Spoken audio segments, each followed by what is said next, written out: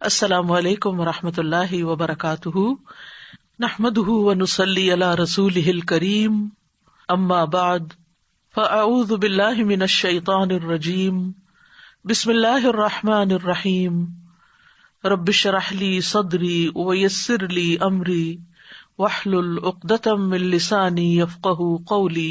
کثرت سے درود پڑھنا۔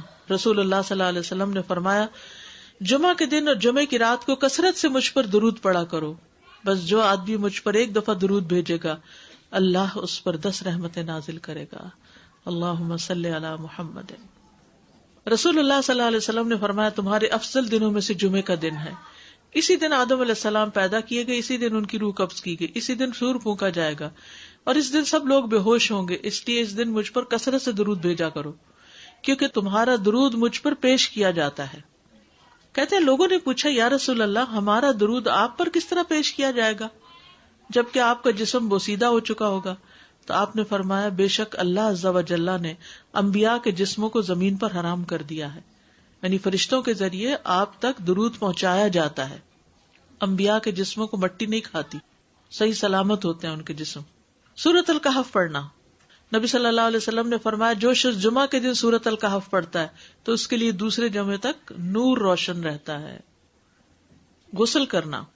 ہر بالغ پر جمعہ کے لیے جانا ضروری ہے، اور ہر وہ شخص جس پر جمعہ کے لیے جانا ضروری ہے اس پر غسل ہے، یعنی اس کو لازمی غسل کرنا چاہیے، الا یہ کہ کوئی مجبوری ہو۔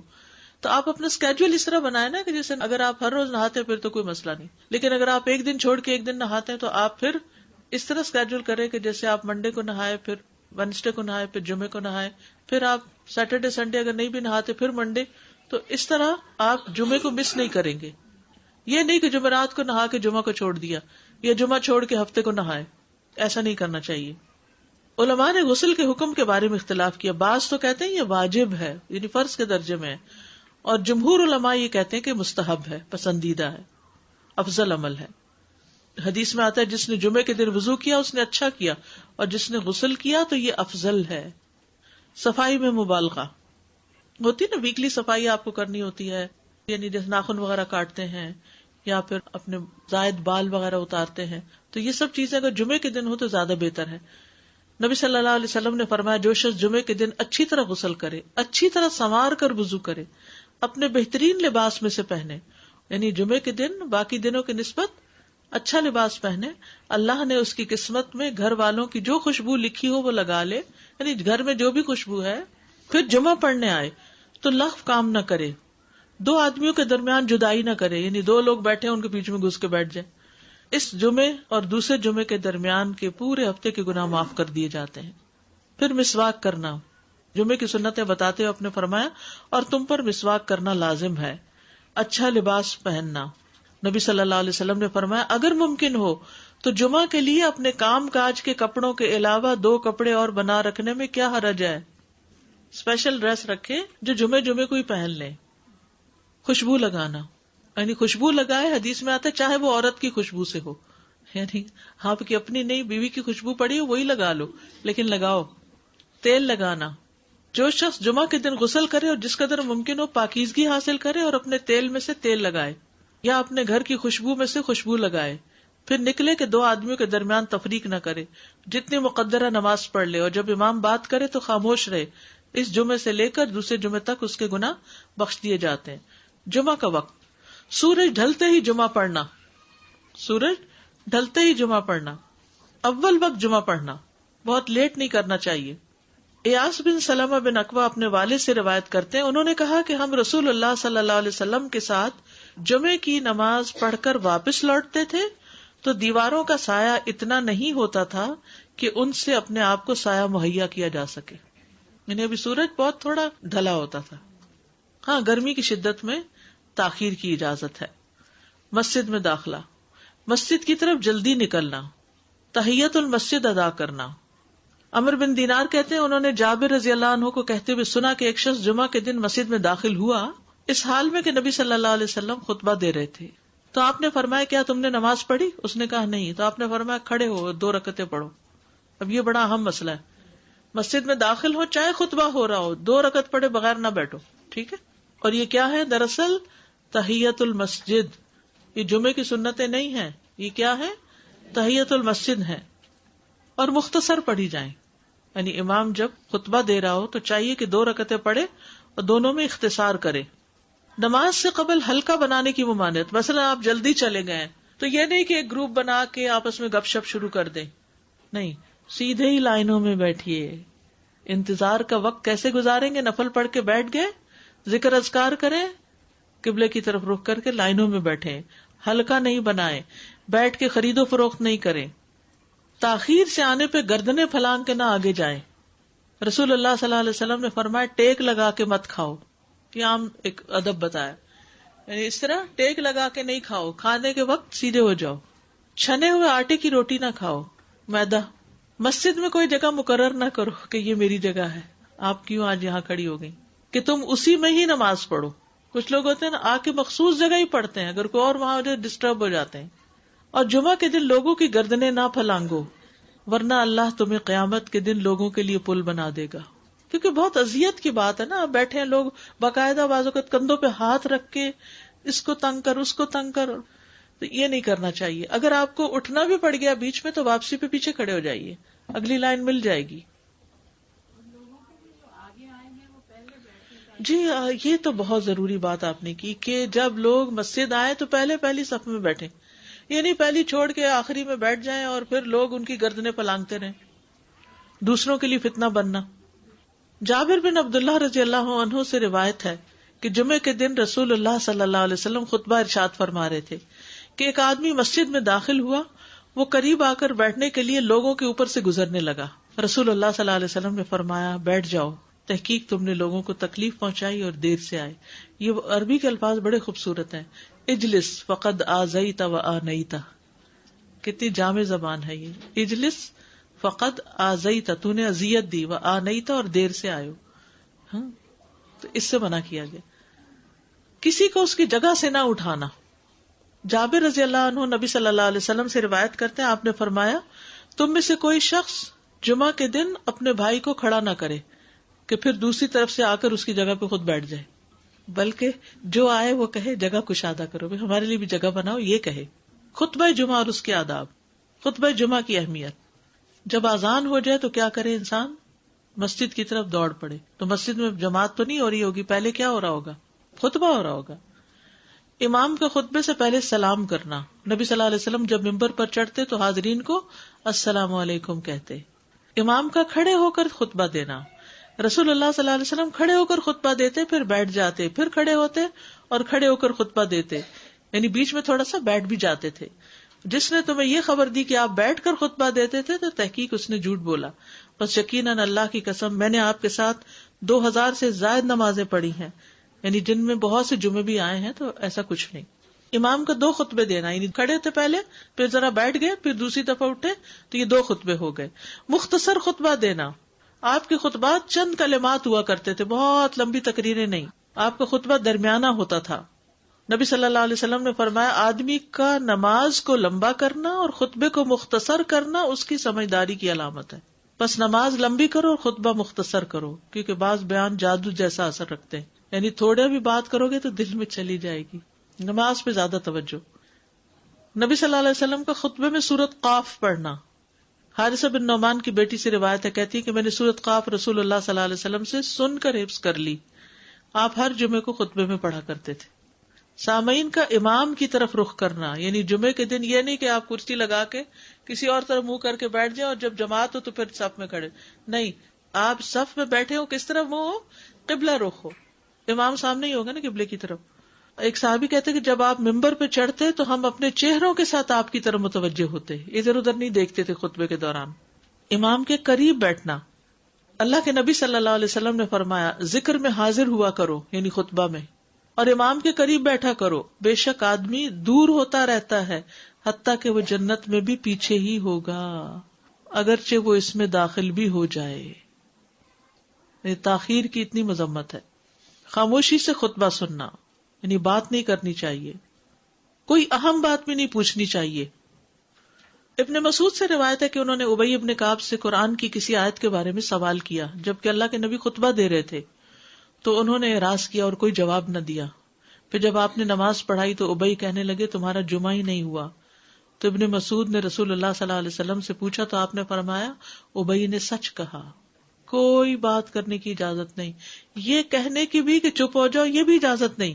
عبداللہ بن مسعود کہتے کہ جب امام جمعہ کے لیے آ گیا پھر تمہارا اپنے ساتھی سے یہ کہنا کہ خاموش رہو لغویت کے لیے کافی ہے، یہ بھی لغو بات ہے۔ کوئی لغو حرکت نہ کرنا، کنکریوں سے نہ کھیلنا، فون سے نہیں کھیلنا، میسجز چیک نہیں کرنا، انگلیوں میں انگلیاں ڈال کے پٹاخے نہیں بجانا، گوٹ مار کے نہیں بیٹھنا۔ گوٹ مار کے کیسے بیٹھتے ہیں؟ گھٹنے اوپر کر کے اور یوں ایسے گھٹنوں کے گرد ہاتھ ڈال کے۔ کئی دفعہ ایسے نظر آتا ہے کہ خطبے میں لوگ اس طرح بیٹھے ہوتے ہیں کیونکہ پتہ نہیں ہے، یعنی آپ چوکڑی مار سکتے ہیں۔ آپ سب سے افضل پوزیشن تو یہ ہے کہ جیسے نماز کے اتحیات میں ہم بیٹھتے ہیں، لیکن کچھ لوگ اس طرح بیٹھ نہیں سکتے، چلے کرسی بھی بیٹھ جائیں۔ اگر کرسی نہیں ہے نیچے بیٹھے ہیں تو چوکڑی مار کے بیٹھ جائیں، مگر ٹانگیں اس طرح پیٹ کے ساتھ لگا کے گھٹنوں پہ ہاتھ کو بل دے کے اس طرح نہیں بیٹھے۔ اگر مجبوری ہے تو وہ اور بات ہے، لیکن یہ کہ بلا وجہ نہیں کرنا چاہیے کیونکہ ادب کے خلاف ہے۔ اونگ آنے پر جگہ بدلنا، نبی صلی اللہ علیہ وسلم نے فرمایا اگر جمعہ کے دن کسی کو مسجد میں اونگ آنے لگے تو اپنی اس جگہ کو دوسری جگہ سے بدل لے، کہ بعض اوقات ایسا ہوتا ہے نا خطبے کے وقت بڑی سکینت ہوتی ہے اور آخری خطبہ تو آپ نیند میں ہی سنتے ہیں۔ نماز جمعہ کی رکعت 2 رکعت ہے فرض، بس جمعہ کی نماز 2 رکعتیں ہیں اور ان دونوں میں قرات ہوتی ہے۔ نبی صلی اللہ علیہ وسلم جمعے میں سبح اسم ربک الاعلی اور هل اتاک حدیث الغاشیہ پڑھتے، کبھی جمعہ اور عید کٹھے ہو جاتے تب بھی دونوں نمازوں میں یہی سورت پڑھتے تھے، ٹھیک ہے۔ اسی طرح صبح کی نماز میں جمعے کے دن الف لام میم التنزیل اور هل اتی علی الانسان کی قرات کرتے اور نماز جمعہ میں سورۃ الجمعہ اور منافقین کی تلاوت کرتے، یعنی یہ بھی ملتا ہے۔ فرض کے بعد 2 رکعت پڑھنا، عبداللہ بن عمر سے روایت ہے انہوں نے رسول اللہ صلی اللہ علیہ وسلم کی نفل نماز کو بیان کیا اور کہا کہ آپ جمعے کے بعد کوئی نفل نماز نہیں پڑھتے تھے حتیٰ کہ واپس تشریف لے جاتے، پھر اپنے گھر میں 2 رکعت پڑھتے تھے۔ اب جو لوگ گھر نہیں جاتے تو پھر وہیں پر وہ پڑھ لیتے ہیں، ورنہ آپ صلی اللہ علیہ وسلم اپنی سنتیں وغیرہ گھر میں پڑھتے تھے۔ اور اسی طرح 4 بھی پڑھی جا سکتی، 2 بھی ہیں 4 بھی ہیں۔ آپ صلی اللہ علیہ وسلم نے فرمایا جب تم میں سے کوئی جمعہ پڑھ چکے تو اس کے بعد 4 رکعتیں پڑھے، یہ آپ کا حکم ہے۔ تو جب آپ کا 2 چیزیں ہوتی ہیں سمجھنے کے لیے، ایک آپ کا فعل ہوتا ہے اور ایک آپ کا حکم ہوتا ہے، تو ہمارے لیے کیا ہے جو آپ کا حکم ہو۔ جمعے کے بعد کوئی اور نماز پڑھنے سے پہلے گفتگو کرنا، یعنی سنت پڑھنے سے پہلے گفتگو کرنا۔ اسما بن مالک سے مرفوعاً روایت ہے کہ جب تم میں سے کوئی آدمی جمعہ کی نماز پڑھے تو اس کے بعد اس وقت تک کوئی نماز ادا نہ کرے جب تک کسی سے کلام نہ کرے یا اس جگہ سے نکل نہ جائے۔ پہلے منع تھا، اب کوئی نہ کوئی بات کر لینی چاہیے۔ نہیں سمجھ آئی؟ یعنی جمعہ پڑھ لیا آپ نے اور پھر کسی سے آپ سلام دعا کر لیں، اس کے بعد سنت پڑھیں یا نفل جو بھی، ٹھیک ہے۔ اور گھر جانا ہے تو گھر جا کے پڑھیں، اور اگر گھر نہیں جانا کام پہ جانا ہے تو ادھر ہی پڑھ کے چلے جائیں۔ کتنا پیارا ہے ہمارا دین کہ اتنا لمبا بھی چپ کا روزہ نہیں رکھوایا۔ بالکل۔ عاصم سے روایت ہے، وہ ابو قلابہ سے نقل کرتے ہیں، میں نے ان کے ساتھ جمعہ کی نماز پڑھی، جب میں نے اپنی نماز پوری کر لی انہوں نے میرے ہاتھ کو پکڑا اور میری جگہ پر کھڑے ہوئے اور مجھے اپنی جگہ پہ کھڑا کیا۔ وہ جو ہم چینج کرتے ہیں نا جگہ، وہ اس کی بات ہو رہی ہے، یعنی جمعے کے بعد کوئی اور نماز پڑھنے سے پہلے بات بھی کر لینا، جگہ بھی تبدیل کرنا۔ لیکن اگر کچھ لوگ پہلے سے ہی آپ کی سنتیں شروع کر چکے اور کوئی چینج کرنے والا نہیں تو پھر پڑھ لیجئے۔ یعنی یہ مستحب اعمال ہیں، ان میں ایسا نہیں کہ کوئی گناہ لازم ہو جائے گا، لیکن افضل یہ ہے، افضل سے اجر زیادہ ہو جاتا ہے۔ جمعہ کے دیگر احکام، 1 رکعت پانے پر بھی جمعہ ادا ہو جاتا ہے، یعنی اگر کسی کو رش مل گیا، پارکنگ نہیں ملی اور 1 رکعت میں بھی پہنچ گیا تو جمعہ ہو گیا۔ امام سے دعا کا کہنا، انس کہتے ہیں کہ 1 سال نبی صلی اللہ علیہ وسلم کے عہد میں لوگ قحط میں مبتلا ہوئے۔ جمعہ کے دن میں نبی صلی اللہ علیہ وسلم کے خطبہ پڑھنے کے دوران میں ایک اعرابی کھڑا ہو گیا، کہا یا رسول اللہ مال تباہ ہو گئے، بچے بھوکے مرنے لگے، اس لیے آپ اللہ سے ہمارے حق میں دعا کیجیے۔ آپ نے اپنے دونوں ہاتھ اٹھائے، اس وقت آسمان پر بادل کا ایک ٹکڑا بھی نہیں تھا، قسم ہے اس ذات کی جس کے ہاتھ میں میری جان، آپ نے ہاتھ اٹھائے بھی نہیں تھے کہ پہاڑوں کی طرح بادل کے بڑے بڑے ٹکڑے امڑ آئے۔ یہ معجزہ ہے آپ کا، آپ کی دعا قبول ہو گئی۔ پھر آپ ممبر سے ابھی اترے نہیں تھے کہ میں نے آپ کی داڑھی پر بارش کے قطروں کو ٹپکتے ہوئے دیکھا۔ اس دن خوب بارش ہوئی، پھر دوسرے دن، تیسرے، چوتھے، حتیٰ کہ دوسرے جمعے تک سلسلہ جاری رہا. دوسرے جمعے وہی اعرابی یا کوئی اور کھڑا ہو گیا اور کہا یا رسول اللہ چھتیں گر گئی، مال ڈوب گیا، اس لیے آپ ہمارے لیے اللہ سے دعا کیجیے. چنانچہ آپ نے اپنے دونوں ہاتھ اٹھائے اور فرمایا اے میرے اللہ ہمارے ارد گرد برسا، ہم پر نہ برسا. اور بدلی کے جس طرف اشارہ کرتے وہ بدلی ہٹتی جاتی اور مدینہ ایک حوض کی طرح ہو گیا. وادی کنات 1 مہینے تک بہتا رہا. جو شخص بھی کسی علاقے سے آتا تو اس پر بارش کا حال بیان کرتا، جیسے ہوتا ہے نا کوئی فلڈ آ جائے یا کچھ ہریکین، تو پھر ہر کوئی موضوع گفتگو ہو جاتا ہے. جمعہ کے بعد قیلولہ کرنا. انس کہتے ہیں کہ ہم لوگ جمعہ کے دن سویرے نکلتے اور جمعہ کی نماز کے بعد قیلولہ کرتے تھے. جمعہ کے بعد کھانا کھانا. سہل کہتے ہیں کہ ہم نہ تو قیلولہ کرتے نہ دوپہر کا کھانا کھاتے مگر جمعے کے بعد. لنچ کب ہے؟ جمعے کے بعد. جمعے کو قیام و سیام کے لیے خاص کرنے کی ممانعت ہے، یعنی اس دن کی رات کو شب جمعہ منانا کہ اس رات پوری عبادت کریں گے، یہ سنت سے ثابت نہیں. ٹھیک ہے. اور دن کو روزے کے لیے خاص کرنا یہ بھی سنت سے ثابت نہیں، الا یہ کہ کوئی معمول کا روزہ رکھتا ہے، یعنی ایام 20 کا روزہ ہے تو وہ اور بات ہے. ابو ہریرہ سے روایت ہے کہ میں نے رسول اللہ صلی اللہ علیہ وسلم کو فرماتے ہوئے سنا تم میں سے کوئی شخص جمعہ کے دن روزہ نہ رکھے مگر یہ کہ اس کے ایک دن پہلے یا اس کے بعد کا دن ملا کر روزہ رکھے. جمعہ کے دن خرید و فروخت کی ممانعت ہے. جمعہ کے دن جب نماز کے لیے پکارا جائے تو اس وقت اللہ نے خرید و فروخت سے منع کیا ہے. وَذَرُوا الْبَيْعَ، اس دن کاروبار حرام ہے. اور یہ جمعے کی دوسری اذان کے ساتھ تعلق رکھتا ہے، یعنی صبح صبح کام کر سکتے ہیں لیکن اذان ہوتے ہی چھوڑ دیں، اور جب پھر جمعہ سے فارغ ہو جائے تو دوبارہ دکان پہ جا کے بیٹھ جائیں. جابر بن عبداللہ کہتے ہیں کہ نبی صلی اللہ علیہ وسلم جمعہ کے دن خطبہ ارشاد فرما رہے تھے کہ مدینہ میں ایک تجارتی قافلہ آیا. رسول اللہ صلی اللہ علیہ وسلم کے صحابہ اس کی طرف لپک پڑے اور آپ کے پاس مسجد میں صرف 12 آدمی بچے. تو رسول اللہ صلی اللہ علیہ وسلم نے یہ صورت دیکھ کر فرمایا اس ذات کی قسم جس کے ہاتھ میں میری جان ہے، اگر تم سارے کے سارے چلے جاتے اور کوئی بھی باقی نہ بچتا تو اس وادی میں آگ بہ پڑتی. یعنی اتنا بڑا جرم ہے یہ.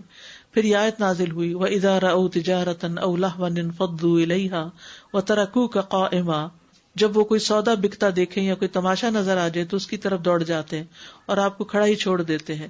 راوی کہتے ہیں جو 12 آدمی رسول اللہ صلی اللہ علیہ وسلم کے ساتھ رہے ان میں ابو بکر اور عمر رضی اللہ عنہ بھی شامل تھے. جمعے کے دن قبولیت کی گھڑی ہوتی ہے، اس وقت اللہ سے بھلائی مانگنی چاہیے. رسول اللہ صلی اللہ علیہ وسلم نے فرمایا جمعے کے دن میں ایک گھڑی ایسی ہے کہ کوئی مسلمان اللہ سے کسی خیر کا سوال کرتے ہوئے اس کی موافقت نہیں کرتا مگر اللہ اسے وہی خیر عطا کر دیتا ہے. فرمایا یہ ایک چھوٹی سی گھڑی ہے، تھوڑی دیر کے لیے ہوتی ہے اور یہ ہر جمعے کو ہوتی ہے. ٹھیک ہے. اور خصوصاً نماز میں بھی اگر کوئی دعا کر رہا ہوتا ہے نا انسان تو وہ بھی قبول ہو جاتی ہے. نماز میں دعا کہاں ہوتی ہے؟ شروع میں ہوتی ہے، رکوع میں ہوتی ہے، سجدے میں ہوتی ہے، تشہد میں ہوتی ہیں. تو اگر یعنی جمعہ پڑھ رہے ہیں اور بیچ میں دعائیں آ گئی ہیں تو ہو سکتا وہی گھڑی آ گئی ہو اور آپ کی دعا قبول ہو جائے. اور یہ تورات میں بھی اس کا ذکر تھا. ابو ہریرہ رضی اللہ عنہ کہتے ہیں کہ رسول اللہ صلی اللہ علیہ وسلم نے فرمایا بہترین دن جس میں سورج طلوع ہوتا ہے جمعہ کا دن ہے. اس دن میں ایک گھڑی ایسی ہے کہ نماز کی حالت میں اگر کوئی مسلمان بندہ اللہ عز و جل سے کچھ طلب کرے تو وہ اس کو ضرور دیتا ہے. کعب نے کہا ایسا سال میں ایک مرتبہ ہوتا ہے؟ تو میں نے کہا نہیں بلکہ ہر جمعہ کو ہوتا ہے. کہتے ہیں پھر کعب نے تورات پڑھی تو کہا نبی صلی اللہ علیہ وسلم نے سچ فرمایا.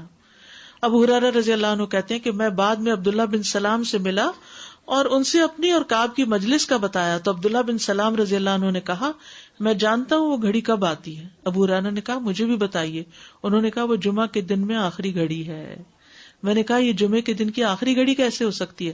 حالانکہ رسول اللہ صلی اللہ علیہ وسلم نے فرمایا جو مسلمان بندہ اس کو نماز پڑھتے ہوئے پائے. اس وقت میں کوئی نماز نہیں پڑھی جاتی. تو عبداللہ بن سلام نے کہا کیا رسول اللہ صلی اللہ علیہ وسلم نے یہ نہیں فرمایا جو شخص نماز کے انتظار میں بیٹھا رہے وہ گویا نماز ہی کی حالت میں ہے حتیٰ کہ نماز پڑھ لے؟ کہتے ہیں میں نے کہا ہاں. تو انہوں نے کہا بس یہی ہے، یعنی اس وقت کیا کرنا چاہیے؟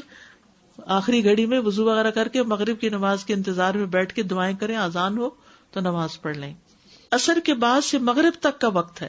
انس بن مالک سے روایت ہے کہ نبی صلی اللہ علیہ وسلم نے فرمایا جمعہ کے دن اس گھڑی کو جس میں دعا کی قبولیت کی امید کی جاتی ہے عصر سے لے کر سورج ڈوبنے تک کے درمیان تلاش کرو، اور دن کی آخری گھڑی ہے. تو اللہ سبحانہ وتعالی ہمیں اس دن کی برکتوں سے فائدہ اٹھانے کی توفیق عطا فرمائے.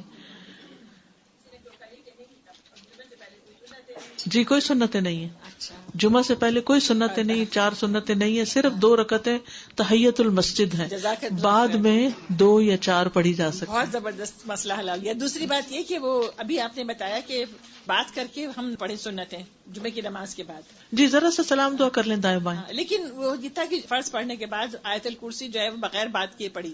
جی وہ پڑھ کے تو پھر اس کے بعد سلام کریں. تو سنت پڑھنے سے پہلے بات کرنی ہے، آیت الکرسی پڑھنے سے پہلے نہیں. استاذ جی میں یہ سوچ رہی تھی کہ اتنا اہم ٹاپک ہے جمعے کے حوالے سے، تو ہم سب اپنے اوپر اگر لازم کر لیں کہ اپنے گھر کے مردوں کو ضرور بتائیں، جی ہاں. کیونکہ یہاں پہ جمعے کے دن اتنی پرابلمز دیکھنے میں آتی ہیں، باہر بھی اور اندر بھی، تو یہ بہت ضروری ہے ان کو بہت بتانا. ضروری ہے کہ اہمیت جانے پہلے. جی السلام علیکم استاذہ، آپ نے بتایا کہ اگر آخری رکعت بھی مل جائے تو جمعہ ہو جاتا ادا ہو جاتا ہے. So it's not like the خطبہ از لازم. نہیں ویسے تو وہ شروع میں جانے کا جو اجر و ثواب ہے، اور لیکن خطبہ اگر نہیں ملا کسی وجہ سے تو اس شخص کا جمعہ قضا نہیں ہوا. اوکے کیونکہ وہاں مسجد میں لوگ یہ کہتے ہیں آپ خطبہ میں لیٹ آئے ہو، اب آپ کو دوسرا خطبہ پکڑنا ہوگا. نہیں because then you can find the Jumma. اور سیکنڈ ایک بات آپ نے کہی کہ 2 رکعتیں ہیں جمعہ کی فرض جو مسجد میں ہے، بٹ اگر عورت گھر پر ہے تو پھر 4 ہی ہوئے گی ظہر کی. اوکے ظہر کی 4 پڑے گی. استاذہ جی 2 کوشچنز ہیں. ایک یہ کہ جب خطبہ ختم ہوتا ہے اور جب نماز کے لیے کھڑے ہوتے ہیں تو وہ اس وقت بھی خاموشی ہونی چاہیے، جیسے لوگ کہتے ہیں صف جوڑ لیں یا آگے آ جائیں، تو اس وقت بھی بات کی خاموشی بالکل. استاذہ بعض لوگ آپ خاموش رہتے ہیں لیکن لوگ آ کے آپ کو یا تو اشارے سے سلام کرتے ہیں یا پھر ہاتھ ملانا چاہتے ہیں. نظریں جھکا لیں، اسے ہاتھ بھی نہیں ملانا چاہیے. ہاتھ ملا لیں لیکن نظریں جھکا لیں تاکہ بات نہ کریں، کیونکہ آپ کو پتا ان کو نہیں پتا تو پھر بد اخلاقی بھی لگتی ہے کہ وہ بول رہے ہیں اور آپ کچھ نہیں کہہ رہے. جزاک اللہ خیر. یعنی اپنے عمل سے بتا دیں کہ بولنا نہیں. جی السلام علیکم ورحمۃ اللہ وبرکاتہ. سازا جب ہم مسجد میں نماز پڑھتے ہیں، سنتیں ادا کرتے ہیں تو ہم 4 ادا کرتے ہیں. سننے میں یہ آتا ہے کہ اگر ہم گھر آ کے ادا کریں گے تو 2 ادا کریں گے، کیا یہ صحیح بات ہے؟ نبی صلی اللہ علیہ وسلم چونکہ گھر جا کے 2 پڑھا کرتے تھے، لیکن آپ نے ہمیں 4 ادا کرنے کا حکم دیا ہے تو اس لیے 4 بھی ادا کر سکتے ہیں. جی جزاک اللہ خیر. وإياكم. استخارے کی بات ہے، کسی کو بتانے کی ضرورت پڑ جائے تو سب سے پہلی بات تو یہ کہ صاحب معاملہ خود استخارہ کرے. جی ہاں. دوسری بات یہ کہ مکروہ اوقات کے علاوہ 2 رکعت نفل کبھی بھی پڑھ سکتا ہے. جی ہاں. دوسری بات یہ سورہ فاتحہ اور قرآن کی کوئی بھی سورت. ٹھیک ہے. پھر 1 سے زیادہ مرتبہ بھی کر سکتے ہیں. ٹھیک ہے. پھر یہ کہ خواب یا کسی اشارے کا انتظار کوئی حقیقت نہیں. ٹھیک ہے. آسانیاں اور رکاوٹیں دونوں کا مطلب یہ لے کہ اسی میں خیر ہے. ٹھیک ہے. اور ہر حال میں راضی ہے کیونکہ وہی جانتا ہے کہ کب کیا اور کون بھی. جی ہاں. یعنی کام سے نہ رکیں، جس کام کے لیے استخارہ کیا وہ کام کر لیں، پھر اس کے بعد خیر ہی خیر ہے. استخارہ خیر ہی خیر. گھر میں نماز پڑھے تو پہلے 4 سنت پڑھے. جی ہاں. اور پھر 4 فرض پڑھیں، پھر 2 سنت، پھر 2 نفل. جی. سبحانک اللہم وبحمدک اشہد ان لا الہ الا انت استغفرک واتوب الیک. السلام علیکم ورحمۃ اللہ وبرکاتہ. اللہ وبرکاتہ. اللہ وبرکاتہ. وآخر دعوانا ان الحمد للہ رب العالمین. سبحانک اللہم وبحمدک اشہد ان لا الہ الا انت استغفرک واتوب الیک. السلام علیکم ورحمۃ اللہ وبرکاتہ.